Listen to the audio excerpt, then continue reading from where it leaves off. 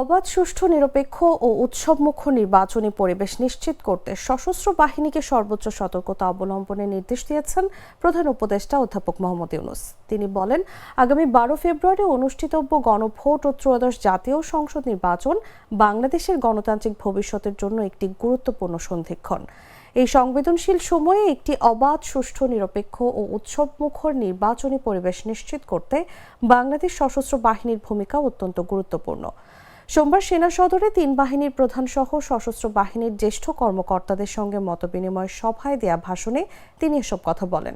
পরে প্রধান উপদেষ্টার উপপ্রেস সচিব আবুল কালাম আজাদ মজুমদার এই তথ্য জানান। প্রধান উপদেষ্টা বলেন, জনগণের আস্থার প্রতীক হিসেবে সশস্ত্র বাহিনী অতীতের মতো এবারও পেশাদারত্ব, নিরপেক্ষতা ও দায়িত্বশীলতার সঙ্গে তাদের উপর অর্পিত দায়িত্ব পালন করবে। এ বিষয়ে সরকার আশাবাদী।